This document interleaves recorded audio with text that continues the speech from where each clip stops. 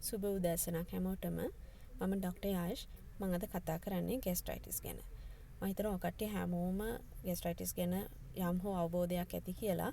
කට්ටිය එක සැරයක් හරි අත්විඳලා ඇති ગેස්ට්‍රයිටිස් මේ වෙනකොට. පවුලේ කාට හරි හැදෙලා තියෙන්න පුළුවන්. අපි දැනගමු මොකද්ද මේ ગેස්ට්‍රයිටිස් සහ මොනවද අපිට ඒක කරන්න පුළුවන්. ગેස්ට්‍රයිටිස් තියෙන එකේ අවදානම් මොකද්ද කියලාත් බලමු. මේ ගැන දැනුවත් වෙලා ඉන්න එක මම හිතනවා වැදගත් කියලා. මොකද අපි ગેස්ට්‍රයිටිස් නොසලකා හැරියට ඒකෙන් එන්න පුළුවන් වෙන ප්‍රතිවිපාක තියෙනවා. ඒව ගැන දැනුවත් නැහැ. ඒකට අපි ગેස්ට්‍රයිටිස් ගණන් ගන්නෙ නැහැ. ඒ වුණාට ඒකෙන් අතුරු ආබාධ ඇති වෙන්න පුළුවන්. දීර්ඝ කාලීනව තිබුණා. ඒ නිසා ඒක ගැන දැනුවත් වීම ඉතාම වැදගත් කියලා හිතනවා. අපි බලමු මොකද මේ ગેස්ට්‍රයිටිස් කියන්නේ කියලා. ગેස්ට්‍රයිටිස් කියවම මුලින්ම ආමාශයේ ඇසිඩ්ස් ප්‍රමාණය වැඩි වෙනවා. ගොඩක් පීරියඩ් එකක් කෑම නොකා හිටියම මොකද වෙන්නේ? ආමාශයේ ඇසිඩ්ස් එකතු වෙලා ඇසිඩ්ස් ප්‍රමාණය වැඩි වෙලා ආමාශයේ තුවාල හැදෙනවා. එහෙම නැත්නම් ගලනාලය දෙකේ පොඩ්ඩක් උඩට යන්න ගියාම ගලනාලයේ තුවාල හැදෙනවා. ඒකට කියනවා අපි ગેස්ට්‍රයිටිස් කියලා. එතකොට දැවිල්ලක් ඇති වෙනවා. එතකොට කොහොමද ඔය කටියට ඒක දැනෙන්නේ?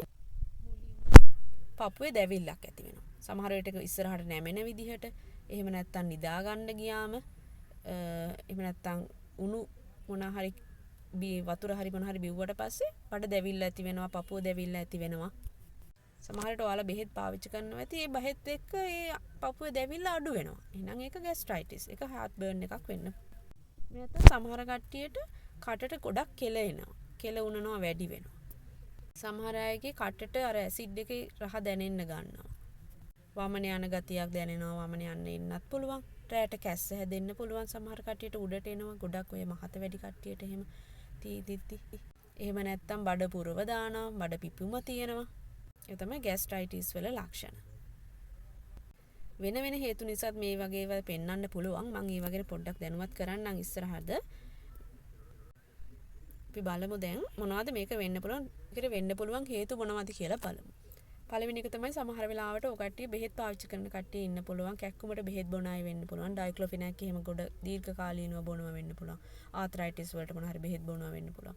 කැක්කුමට බොන බෙහෙත් නිසා ආමාශයේ තුවාල ඇති වෙන්න පුළුවන්. ඒ වගේම ඊළඟ කාරණේ තමයි ස්මෝකින්.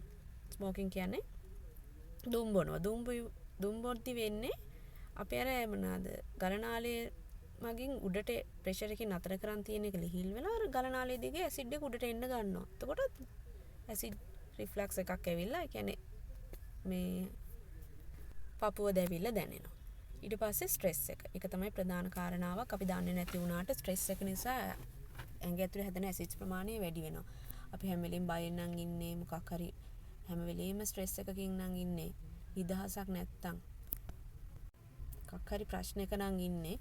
අපිට ස්ට්‍රෙස් ලෙවල් එක අපි දන්නේ නැති වුණාට අපේ ඇඟ ඇතුලෙන් ඒකට වෙනම හෝමෝන ප්‍රතික්‍රියාව වැඩි වෙලා ඇසිඩ්ස් ප්‍රතික්‍රියාව වැඩි වෙලා ඒක මේ වැඩිපුර හදනවා. නිසා ස්ට්‍රෙස් එක ඇත්තටම ඒක වළක ගන්න ඕන දෙයක්. ඊට පස්සේ ඇල්කොහොල්, කොෆි, කැෆීන් මොන හරි ගන්න කට්ටියට ඇසිඩ්ස් හදනවා වැඩි. ඊට පස්සේ ෆැටි ෆුඩ් කිව්වම ගොඩක් තෙල් අධික ආහාර, මිරිස් අධික ආහාරත් එක්ක තෙල් අධික ආහාර. එතකොට බේකරි කෑම වැඩිපුර ගණනවා නම් කඩේ කෑම වල ගොඩක් තෙල් වැඩි. හොඳට බලන්න කඩේ කෑම ගන්න කට්ටියට හાર્ට් බර්න් තියෙනවා. කියන්නේ මේ පපුව දැවිලා තියෙනවා. ඊළඟ කාරණාව තමයි බිග් මීල්ස් කිව්වම අපි කන්න පුරුදු වෙලා ඉන්න විදිහ. ඇත්තම කිව්වොත් ලොකු ආහාර වේල් තුනක් කන්න පුරුදු වෙලා ඉන්නවා. ඒ ආහාර වේල් තුන ලොකු ප්‍රමාණයක් එකවර ගත්තම ප්‍රෙෂර් එක වැඩි වෙලා ඇසිඩ්ස් එක උඩට එනවා.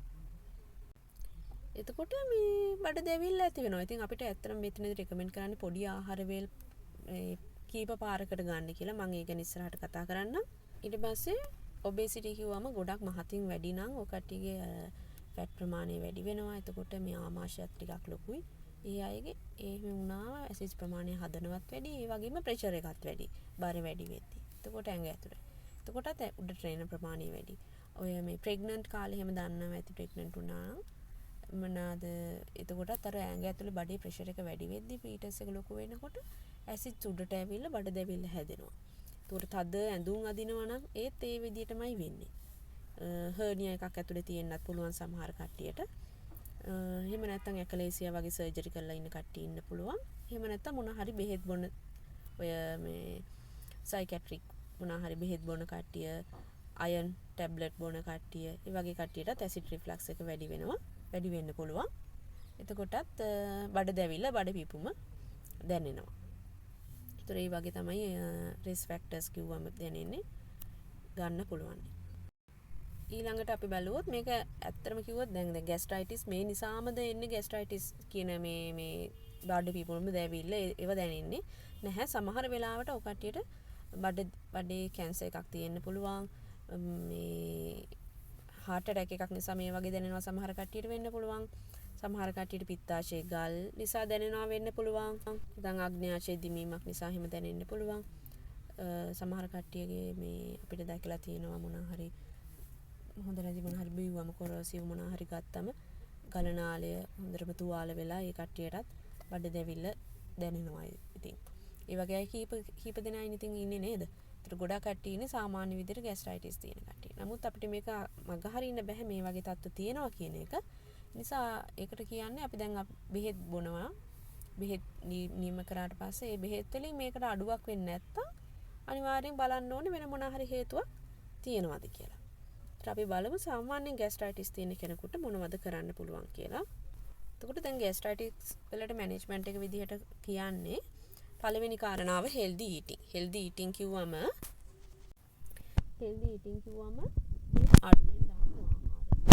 අඩුවෙන් දාපු ආහාර ගන්න කියලා කියනවා. ඒ වගේම බේකරි ආහාර, පාන් බනිස් ඒවා ගන්න එපා. අඩුවෙන් ගන්න කියලා කියනවා. පුළුවන් නම් ගන්න තියෙනවා නම් හොඳයි. මොකද එතකොට ඇසිඩ් වල හැදෙනවා වැඩි අපිට ඒක හොඳ කරගන්න අමාරුයි. ඊළඟට බර අඩු කරගන්න. බර අඩු කරගන්න එකෙන් මං කිව්වා ප්‍රෙෂර් එක අඩු වෙනවා. බර අඩු කරගන්න එකෙන් ගොඩාක් වාසි තියෙනවා. ગેස්ට්‍රයිටිස් වලට විතරක් නෙවෙයි.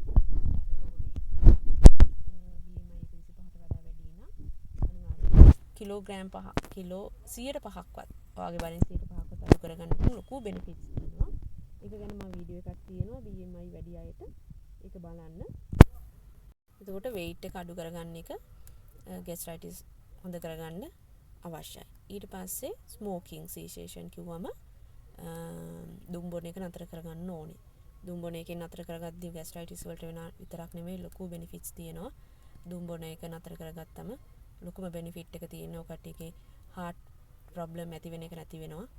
ඒක නිසා ඒක අනිවාර්යෙන් කරන්න ඕනේ. ඉස්සරහට දුම් බොන්න එක නතර කරගන්න බැරි කට්ටියට කරන්න පුළුවන් මොනවද කරන්න පුළුවන් කියලා මම කතා කරනවා.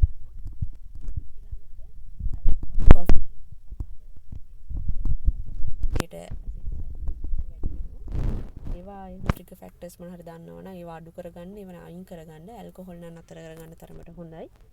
ඊට පස්සේ ප්‍රධානම දේ තමයි ඔයාලා කෑමට යද්දී කියන්නේ නිදා ගන්න පැය දෙකකට කලින් කෑම කන්න. ඊට පස්සේ පැය භාගයක් විතර ඇවිද ඉන්න ඕනේ. කෙලින්ම ගිහලා නිදාගන්නේ නැහැ. එතකොට අර කෑම ටික හරස් අතර තියෙන උඩට පැත්තට එන්න බලනවා වැඩි. එතකොට බඩ පුපුම එක අර මේ පපුව දැවිල්ලට එන්න ගන්නවා. ඒ නිසා නිදා ගන්න පැය දෙකකට විතර කලින් කෑම කන්න. කෑම කාලා පැය භාගයක් විතර ඇවිද ඉන්න ඕනේ. ગેස්ට්‍රයිටිස් තියෙන කට්ටිය. ඊළඟට පොඩි ආහාර වේල් 5ක් විතර තමයි දවසට ගන්න කියනවා. ඒ කියන්නේ ලොකු ආහාර වේල් 3කට සීමා වෙන්නේ නැතුව පොඩි ප්‍රමාණ වලින් කෙටි ආහාර වේල් කීප පාරකට කඩලා ගන්න. එහෙම එතකොට අර උඩට එන එක අඩු වෙලා අපේ ඇසිඩ්ස් ප්‍රමාණය ඒ වෙලාවට හැදෙන එක අඩු වෙනවා. ඒ වගේම ලොකු කාල වේලාවක් අපි නිරාහාරව ඉන්නේ. එතකොට ඇසිඩ් අර මේ ආමාශයට එක්ස්පෝස් වෙන එක අඩු වෙනවා. එතකොට ඒක හොඳ කරගන්න පුළුවන්. ඊළඟ එක තමයි ඇන්ටැසිඩ්ස් කියන්නේ ඇසිඩ් නාද ඔමෙප්‍රසෝල් ඩොම්පිරිඩෝන් වගේ මොනවා හරි ඇසිඩ් අඩු කරන්න. කියන්නේ හැදෙන එක අඩු කරන්න දෙන බෙහෙත් වර්ග ගන්න පුළුවන්. ඒක සති 8ක් විතර කාලයක් බොන්න ඕනේ. ඊට පස්සේ ඒ ප්‍රමාණය අඩු කරලා අපිට නතර කරන්න පුළුවන්. ඒකත් එක්ක සමහර කට්ටියට හොඳ වෙනවා. එහෙම හොඳ වෙන්නේ නැත්නම් විශේෂඥ වෛද්‍යවරයෙක් channel කරලා කටින් අර අපි කැමරාවක් දාලා පරීක්ෂණයක් කරනවා එන්ඩොස්කෝපි පරීක්ෂණයක්. ඒක බලන්න. ඒක කරන්න යන්න ඕනේ. බෙහෙත් වලින් වෙනසක් වෙන්නේ නැත්නම් අනිවාර්යයෙන්ම වෙනත් කෝස් එකක් තියෙනවද කියලා හොයලා බලන්න යන්න ඕනේ. එතකොට අපි හිතුවොත් අපි ગેස්ට්‍රයිටිස් මේ ගණන් ගන්නේ නැතුව හිටියොත් මොකද වෙන්නේ? අර ඇතුලේ තුවාල හැදිලා චුට්ටි චුට්ටි ලේ යන්න ගන්නවා. ඒතකොට ලේ ගියාම ඔය කට්ටියගේ ඇඟේ තියෙන හිමෝග්ලොබින් ප්‍රමාණය අඩු වෙනවා. එතකොට අපි ටොයිලට් යද්දි කළු පාටට ලේ මේ ටොයිලට් යන්න ගන්නවා. එතකොටත් ඇඟ අපහසුතාවයක් දැනෙන්න පුළුවන්. දීර්ඝ කාලීනව තිබුණොත් ඒ තුවාල කැන්සර් තත්ත්වයකට පත් වෙන්න පුළුවන්. ඒ නිසා ඒක නොසලකා හැරෙන්න පුළුවන් දෙයක් නෙවෙයි ગેස්ට්‍රයිටිස් කියන්නේ. බෙහෙත් වගේම අර අනිත් කිව්ව දේවල් හරිම වැදගත්. බෙහෙත් වලින් විතරක්ම මේක පාලනය කරන්න බෑ. ඒ කියපු දේවල් කරලා බෙහෙත් බිව්වොත් මේක හොඳ කරගන්න පුළුවන්. ඉතින් මේ ગેස්ට්‍රයිටිස් ගැන මම එකෙන් දැනුවත් කරේ. මම හිතනවා මේ ටික ඔකට්ටියගේ සාමාන්‍ය ජීවිතයේදී මේක පාලනය කරගන්න අවශ්‍ය ඇති වෙයි කියලා. ඉතින් ආයෙත් වීඩියෝ එකකින් හමු වෙනකන් ගිහින් එන්න. සබ්ස්ක්‍රයිබ් කරලා තියාගන්න. මම ඩොක්ටර් යාෂ්. ඔබට සුබ දවසක්.